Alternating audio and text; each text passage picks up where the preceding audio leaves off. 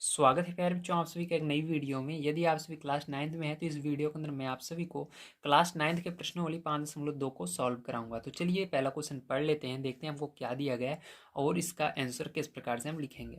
तो क्वेश्चन आपको दिया गया है, आप यूक्लिड की 5वीं अवधारणा को किस प्रकार लिखेंगे ताकि वह सरलता से समझी जा सके। ठीक है, तो इसका कहने का मतलब है कि आपको जो 5वीं अवधारणा है उसको पहला नंबर जा करके आपको देखना है क्या दिया गया है। उसके बाद आपको अपने भाषा में लिखना है, उसके अंदर सोचना है कि यह अवधारणा कैसे कही गई है। ठीक है, आप उसको सरलता से लिखना है अपनी भाषा में। तो चलिए देखते हैं 5वीं अवधारणा हमारी क्या है।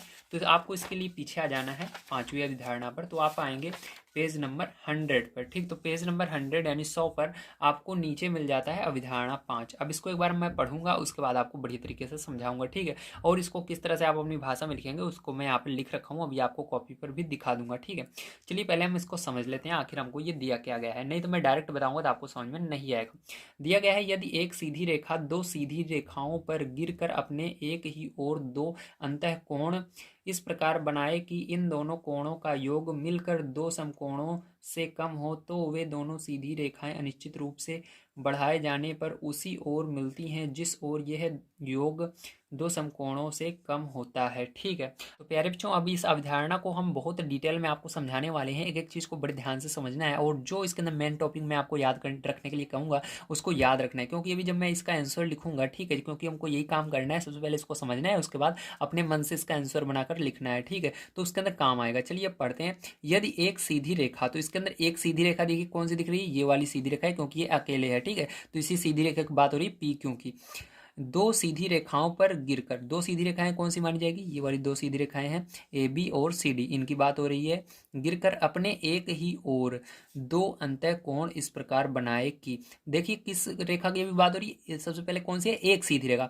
ये जो सीधी रेखा है इसकी बात हो रही है कि यह जो सीधी रेखा है ये दो सीधी रेखाओं पर गिर करके क्या करे, दो अंतःकोण, ठीक है, कह रहा है गिर करके अपने एक ही ओर, मतलब एक ही ओर बनानी चाहिए। देखिए एक ही ओर है ना, तो ये देखिए इस सीधी रेखा है, इसके एक ही ओर, इधर ये है इधर ये है। ठीक, एक ही ओर क्या करना चाहिए, इस साइड नहीं है। देखिए एक ही ओर, आप सोच रहे होगे सर ये तो इधर का मुंह है इधर का, इससे मतलब नहीं है, लेकिन इस रेखा के एक ही ओर रहना चाहिए। मतलब इस साइड देखिए, अगर मान लीजिए ये इस साइड दाएं, जिधर पी लिखा है ये दाईं तरफ है और ये बाईं तरफ है, तो देखिए ये दोनों कोण जो बन रहा है, ये एक लिखा हुआ है, ये दो बन लिखा हुआ है, ये किधर बाईं ओर ही है, मतलब एक ही ओर है। ठीक है, समझ गए ना किस ओर की बात हो रही है, वेरी गुड।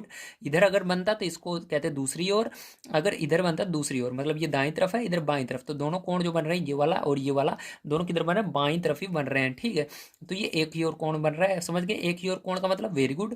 दो अंतः कोण इस प्रकार बनाए, तो अंतः कोण किसे कहेंगे, तो अंतः कोण इन्हीं को कहेंगे, कोण एक को कोण दो को। ठीक है, ये एक ही ओर बना रहा है, एक ही ओर बना कोण अंतः कोण कहलाएगा, ध्यान रखिएगा। तो यहाँ पर ये कोण एक कोण दो क्या है, अंतः कोण है।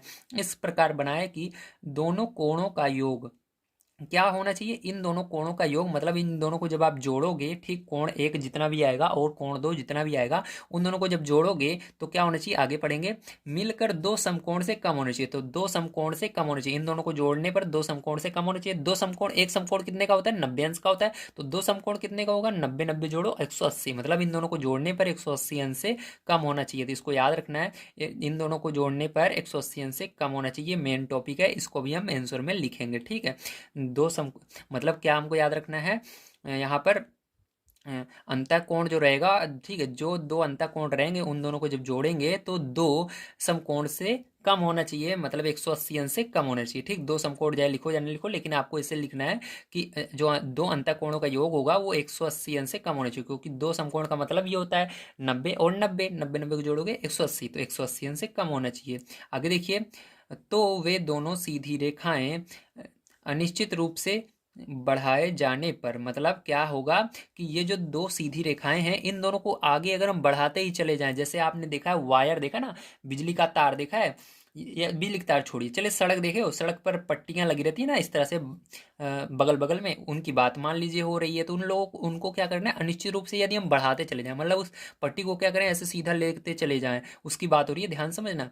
अब उसी ओर मिलती हैं जिस ओर यह योग दो समकोण से कम होता है। तो अगर आप उसको मिल ऐसे दो पट्टियां हैं जिनको हम ले जा रहे हैं तो उधर ये मिलेंगी जिधर ये कोण हमारा बना हुआ है, ठीक है। देखिए कोण किस साइड बना है, बाईं तरफ बना हुआ है। तो अगर आप इसको भी, इस लाइन को इधर भी बढ़ाएं और दाईं तरफ भी बढ़ाएं तो इधर तो नहीं मिलेगी दाईं तरफ, क्योंकि ये कोण जो है इधर बना है, ठीक है। तो जिधर ये कोण बना है, ठीक है, आपको कोण दोनों तरफ बनाकर देखना है। आपको पता कैसे लगेगा कि किस और 180 अंश से कम बन रहा है, तो इधर भी बनाकर देखोगे, इधर भी बनाकर देखोगे, दोनों साइड दो दो कोण बनाकर देखोगे। तो जिधर हमारा 180 अंश से कम आएगा, तो 180 अंश से कम देखिए इधर ही आ रहा है, क्योंकि ये बिल्कुल पास में, इधर दूर है, ठीक है।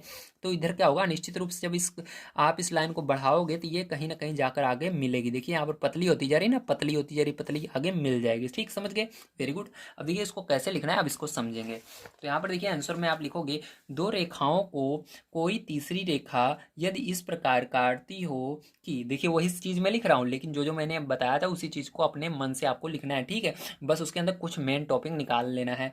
दो रेखाओं को कोई तीसरी रेखा यदि इस प्रकार काटती हो कि एक ही ओर बने आंतरिक कोणों का योग, ठीक है। आंतरिक कोण कहो या आप अंतः कोण कहो, ठीक है, बात एक ही है, आंतरिक कोण या अंतः कोण का योग 180 अंश से कम होना चाहिए। मैंने बताया था ना, दो समकोण मतलब 180 अंश, 90 और 90, 180 अंश से कम होना चाहिए।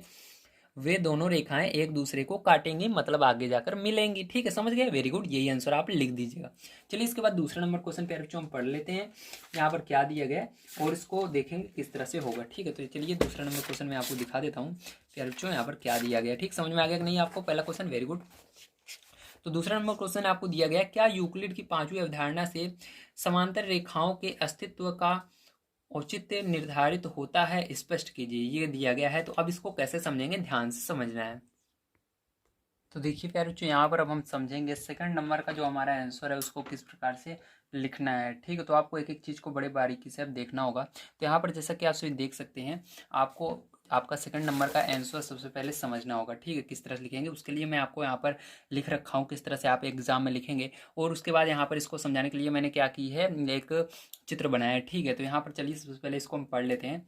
तो आंसर 2, यदि कोई सरल रेखा यल, ठीक है, तो सरल रेखा यल कौन सी हमारी, ये वाली है, दो सरल रेखाओं यम और यन पर पड़ती हो, मतलब हमारी दो और सरल रेखाएं हैं जो कि यम है और यन है, ठीक है, उस पर क्या हो रही है, ये पड़ रही है, मतलब उसको प्रतिच्छेद कर रही है, ठीक है, कि यल की एक ओर के अंतः कोण का योग दो समकोणों के बराबर हो। मतलब क्या है, यहाँ पर जैसे मैंने आपको पहले क्वेश्चन में समझाया था उसी तरह से इसके अंदर सेम ये वाला कोण और ये वाला कोण अगर जोड़ें, ठीक है, तो वो क्या हो, दो समकोणों के जो अंतः कोण है वो दो समकोण यानी 90 और 90, एक समकोण का मतलब 90 होता है और दो समकोण का मतलब 180 होता है, ठीक है। 90 और 90 जोड़ोगे 180, तो 180 के बराबर होना चाहिए ये वाला और ये वाला, अगर 180 का मतलब ये 90 अंश का हो और ये 90 अंश का हो, ठीक है, तो वो 180 के बराबर होगा।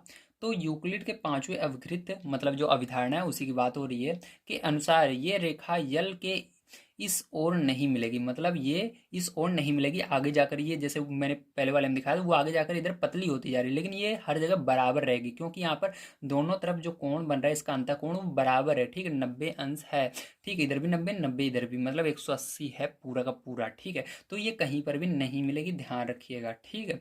अब देखिए यहाँ पर अगर ये 180 से कम होता है या 180 से ज़्यादा होता है तो क्या होगा, इधर वाली रेखा जो है ये अगर इधर ज़्यादा होगा तो इधर वाली सीधी सी बात है ये कम होगा, ठीक, तो इधर जाकर आगे मिल जाएगी। इसलिए हमेशा ध्यान रखिएगा ये 90 90 होना चाहिए, अगर 90 अंश इधर है तो इधर भी 90 90 का कोण बनाएगा, ध्यान रखिएगा। बस हमको एक तरफ का मतलब होता है, एक तरफ का मेजर कर लेते हैं, बस हमको दोनों तरफ को मेजर करने की जरूरत नहीं होती। अगर आपकी ये कंडीशन बन रही है 90 अंश का कोण 90 अंश का कोण बन रहा है तो आप कह सकते हैं कि अतः रेखा यम और यन कभी भी नहीं मिलेंगे, ठीक है, ये दोनों आगे जाकर कभी भी नहीं मिलेंगी एक दूसरे से, ठीक है, इसलिए ये समांतर होंगी। अगर कोई भी रेखा जाए जितनी आगे बढ़ाई जाए तो वो कभी ना मिले तो उसे क्या कहेंगे, समांतर रेखा कहेंगे। जैसे ट्रेन की पटरी हो गई, उसको जाइए आप जितना बढ़ाओ, आप कहोगे सर ट्रेन की पटरी एक जगह जाकर मिल जाती है जहाँ पर लाइन एक्सचेंज होती है, तो सही बात है, वहाँ पर मिल भले जाती है लेकिन हर जगह वो बराबर रहती है, उसको जान करके मिलाया जाता है ताकि वहाँ से क्रॉसिंग हो सके। या आप उसका एग्जाम्पल नहीं लेना चाहते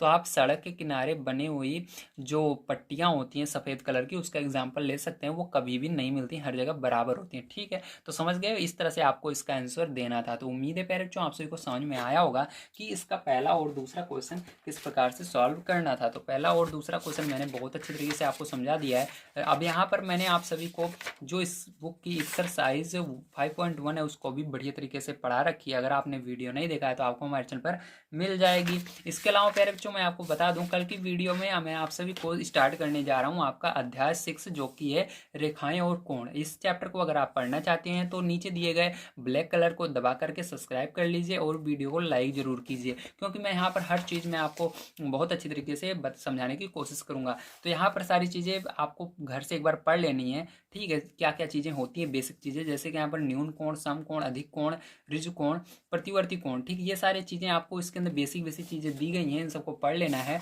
वैसे बात रही कि अगर आपको नहीं समझ में आता है तो कोई बात नहीं है, जब मैं इस एक्सरसाइज को आपको पढ़ाऊंगा सारी चीज़ें बढ़िया तरीके से समझाते हुए चलूंगा। तो कल की वीडियो में मैं आप सभी को प्रश्नावली 6.1 पढ़ाऊंगा।